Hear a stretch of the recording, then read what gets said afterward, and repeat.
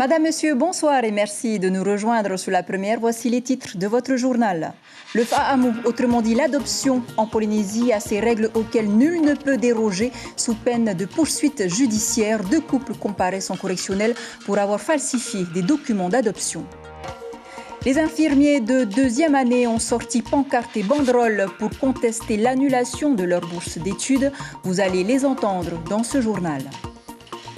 Distanciation physique et désinfection systématique du matériel après utilisation, telles sont les nouvelles consignes sanitaires imposées dans les salles de sport qui ont rouvert leurs portes ce lundi.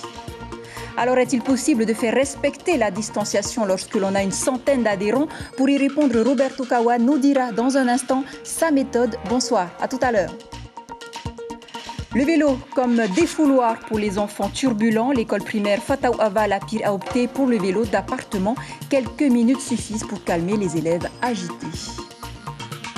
Enfin, pour terminer, gros plan sur la vannerie de Rurutu. On vous présente 1 an de création artisanale dévoilée à l'occasion exceptionnelle de la Saint-Valentin.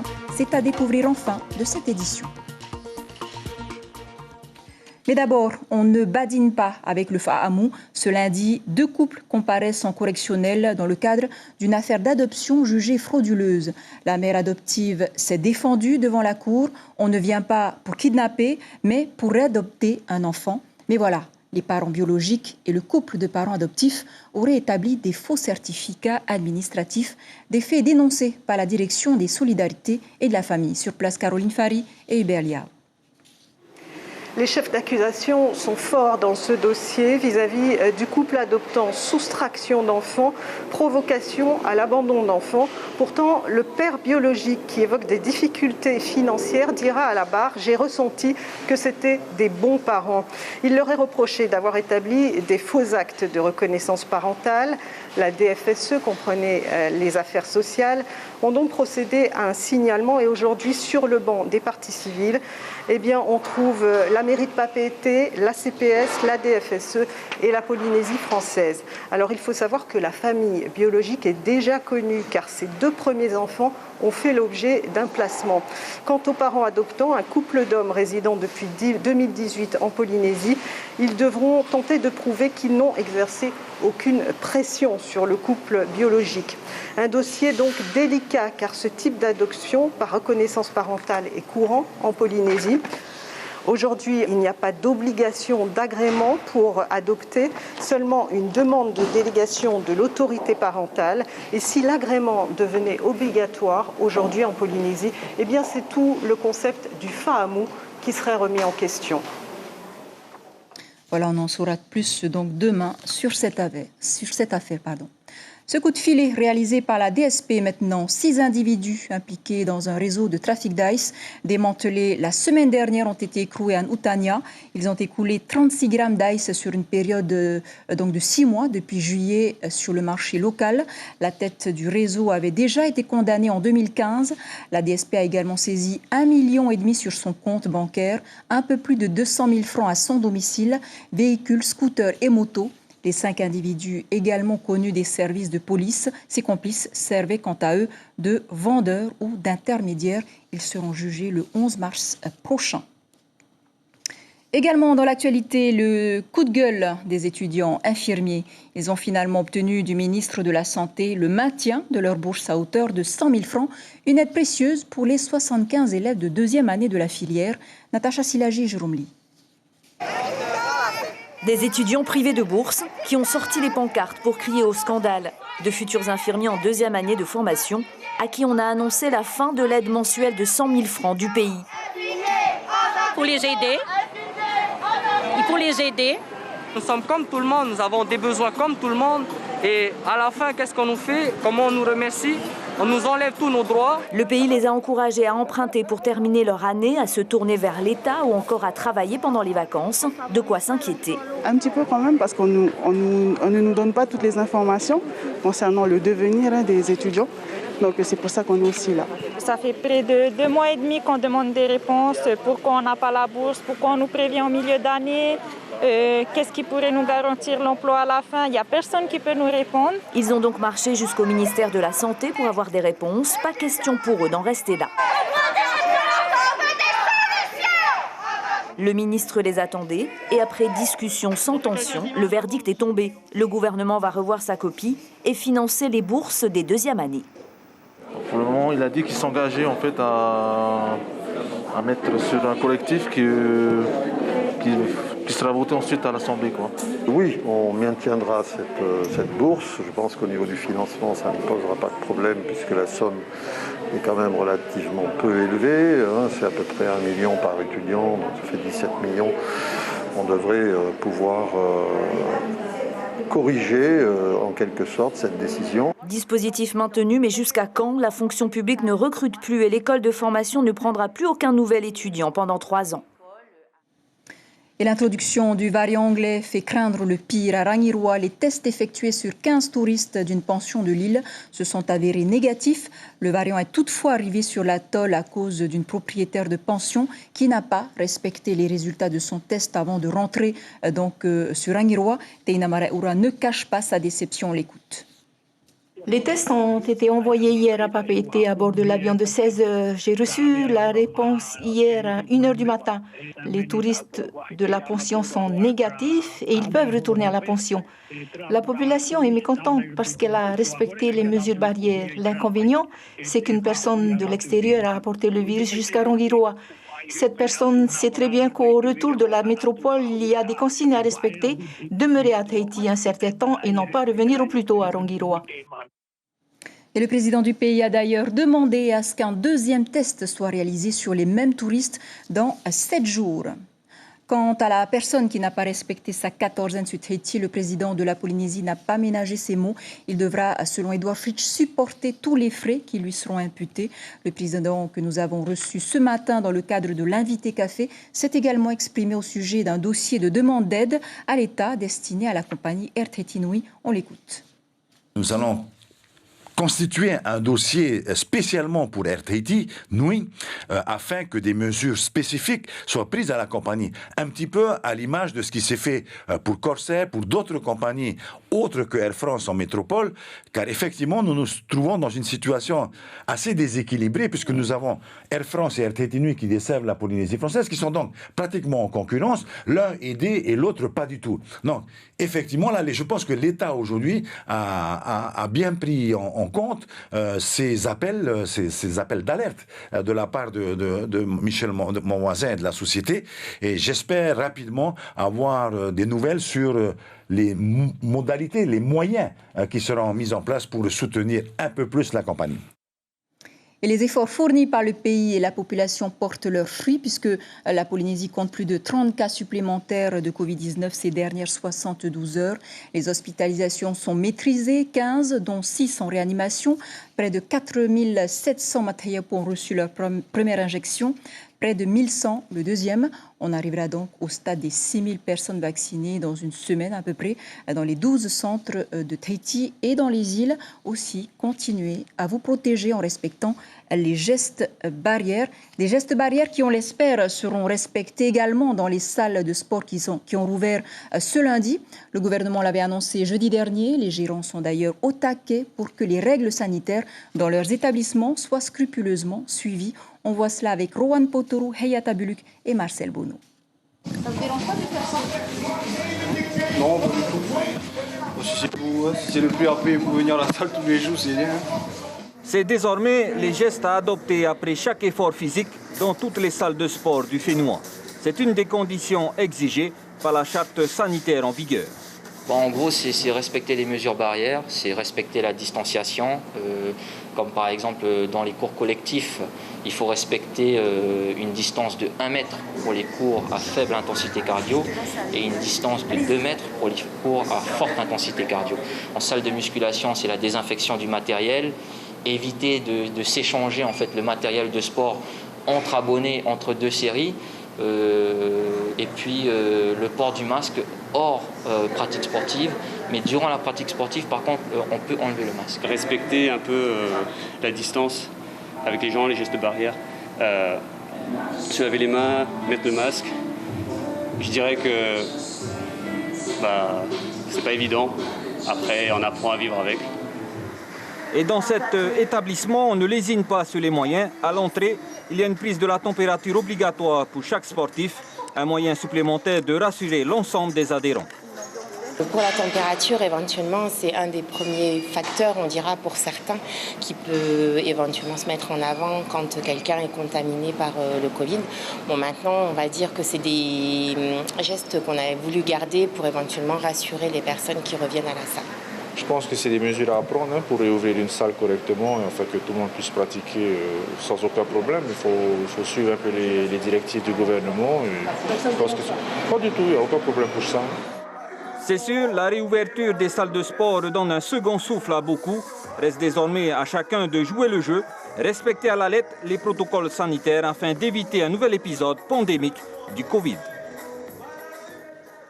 Roberto Cowan, bonsoir. Vous êtes donc en direct de votre salle à Pamatei. Bonsoir. Vos adhérents sont revenus en masse ce lundi?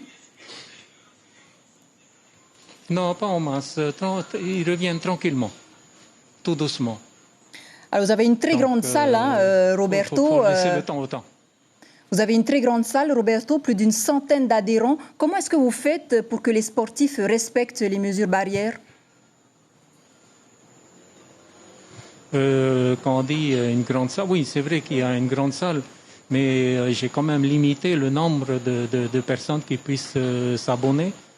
Donc, comme on n'a pas de problème de ce côté-là, hein, donc on ne dépasse pas, dans l'heure coulant, on ne dépasse pas 20 à 30 personnes. Le virus est toujours présent, hein, le variant aussi est arrivé. Avez-vous prévu d'autres mesures pour vous protéger et protéger vos adhérents? Non, on a gardé les mêmes mesures, le masque, le gel hydroalcoolique pour se nettoyer les mains, les produits pour nettoyer les appareils et les bancs, et bien sûr la distanciation physique qui est le plus important. Alors, il y a 3 salles qui ont fermé définitivement. Vous avez entamé une grève de la faim en guise de soutien à vos confrères. Aujourd'hui que les salles sont ouvertes, qu'espérez-vous? Eh bien, que ça soit sur le long terme maintenant, qu'on ne soit pas obligé encore de fermer dans 2 mois. Pour moi, j'espère que là, on va être ouvert tout le temps. C'est l'objectif. Hein. C'est pour ça qu'on fait tout ce qu'il faut pour ne pas qu'on soit encore, comme on dit, collé. Et vos adhérents, ils arrivent justement à respecter ces règles, à ne pas être tout le temps à 2 ou à proximité les uns des autres. Comment vous faites pour faire respecter justement cette distanciation? Tu connais comment je suis, hein? Je suis très strict. Moi, la discipline, les gens savent quand ils viennent ici, pas discipliné, c'est dehors. Hein? Moi, je lésine pas, je discute pas. Hein? Tu respectes pas, tu es dehors. En tout cas, pour les jours à venir, tu espères avoir un peu plus de monde, bien sûr, qui vont revenir à la salle, qui vont respecter les règles aussi. C'est pas le but. Hein. Ici, tu connais bien, hein, moi je joue plutôt la qualité, pas le nombre. Le nombre, ça n'a jamais été ma priorité. Ici, c'est la qualité de la clientèle, le respect. Pour moi, c'est ça, le respect en premier et la discipline. Donc, je laisse les irrespectueux pour aller dans d'autres salles où on joue le nombre et l'argent. Ici, je ne joue pas l'argent, je joue le sport.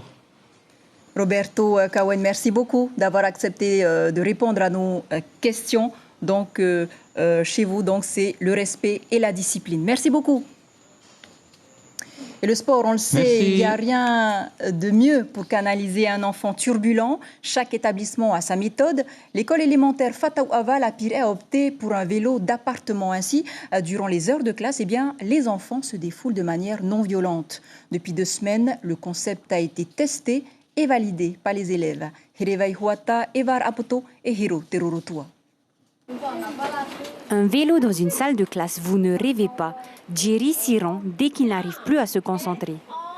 Comme on est excité, après c'est pour se lâcher. Et ça te fait du bien? Ouais. Mais quand à sa place, on est fou, on est un peu fatigué, on a mal aux pieds. Tout le monde dit que c'est une punition, c'est pas une punition. Installé depuis 14 jours et utilisé comme alternative à la punition, le vélo semble être une solution appréciée des élèves. Je trouve que c'est une bonne idée Ça permet aux élèves qui sont énervés ou pas bien de décompresser. Ça me calme, je gère mes émotions. Donc le paréo que je supporte, comment on appelle? Bravo. Un nouvel outil qui permet aux enfants de 4 classes de cycle 3 de gérer un trop-plein d'énergie. Les journées sont longues pour les enfants, donc ils sont là avec nous de 7h30 à 15h30 et c'est vrai qu'on leur demande beaucoup de concentration, d'énergie. On a le droit de faire que 3 heures de PS par semaine et c'est pas assez en fait. Pour nos enfants, ils ont vraiment besoin de canaliser leur énergie et cet outil il est super parce que ils arrivent à travailler tout en se dépensant. Un dispositif que la direction souhaite étendre à l'ensemble de l'établissement. Un seul vélo pour toute l'école, c'est insuffisant. Et de la part des élèves qui nous ont fait un retour, c'est un plus pour eux. C'est un plus pour eux. Et nous, on espère aussi, avec ce moyen, gérer aussi les émotions des élèves. Gérer ses émotions n'est pas une affaire simple. Et encore moins lorsque l'on a 10 ans. Et puis à Moria, les élèves de l'école primaire de Maharipa misent plutôt sur la santé. Depuis 2018, l'établissement s'est lancé dans l'aventure du projet. Donc, l'école garde à nouveau son label cette année, avec en prime la visite d'un jury partenaire. Sont venus partenaires de l'éducation et représentants de l'environnement. On peut apprécier les efforts fournis par les enfants dans la fabrication des desserts healthy entièrement à base de fruits. Les précisions de Laïa Metoua au micro de Gilles Tautou. On est la première école du bassin du Pacifique à avoir eu le label. D'accord, c'est le label... École en santé. On a mis ça en place avec les parents qui apportent les fruits découpés, qu'on met au congélateur. Ensuite, on sort les fruits et ils utilisent la machine. Donc, il a fallu qu'on a utilisé la machine parce qu'il y a des lames à l'intérieur, donc il ne faut pas mettre les doigts. Il y a tout ce qui concerne la sécurité de l'enfant. Et ensuite, comment doser les portions et utiliser le matériel.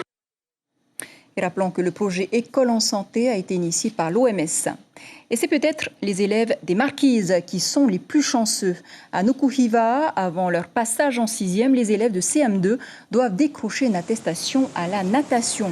Et l'examen commence dès la CM1. L'objectif étant de les préparer aux activités de pirogue qui leur seront proposées au collège. Pour les mettre dans le bain, eh bien, ce sont les professeurs d'éducation physique du collège qui leur feront passer les tests, comme nous l'explique leur enseignant au micro de Marie Curva. Ils savent nager, mais ils ont quand même une petite appréhension de l'eau. Donc c'est pour ça que je pense qu'on a certains qui ne vont pas pouvoir réussir le test demain. Mais on remercie les professeurs du collège parce qu'ils font un rattrapage au mois de mai. Et au niveau de l'école, on espère pouvoir commencer l'activité du savoir nager, peut-être le DCP, pour permettre aux enfants justement d'appréhender ce milieu inhabituel, le milieu aquatique. On reste dans les îles pour clore ce journal direction les Australes, où les artisanes de Rurutu se sont surpassées pour la Saint-Valentin. Crise oblige et privées des traditionnelles expositions sur Tahiti, elles ont choisi la date du 14 février pour dévoiler leur plus belle création. Aux côtés du conseil municipal, les personnalités du monde artisanal de Rurutu. Ensemble, ils ont inauguré la première exposition artisanale de l'année.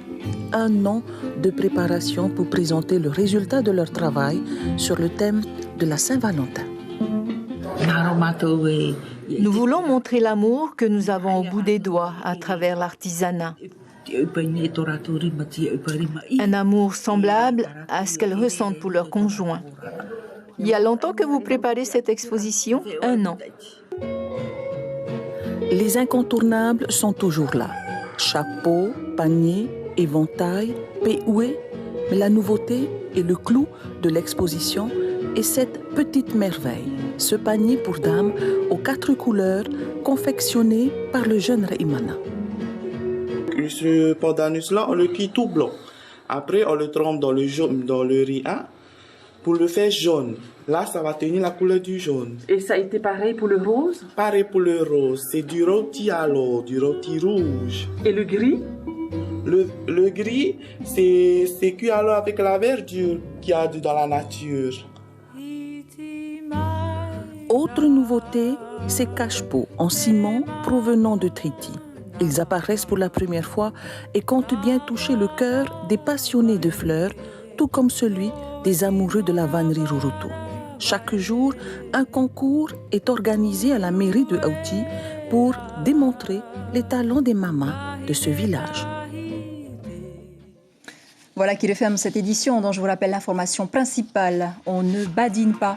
Avec l'adoption en Polynésie, 2 couples comparaissaient en correctionnel pour falsification de documents. À la une de vos quotidiens, demain, la dépêche titre « Les taxis rongent leurs freins ». Tahiti Info, au moins 8 cas de variants. Voilà, c'était l'essentiel de l'actualité. Merci de nous rester fidèles. 5 heures, vos infos radio. À suivre votre magazine Bleu Océan, suivi de Patitifa. Belle nuit sur la première. À demain.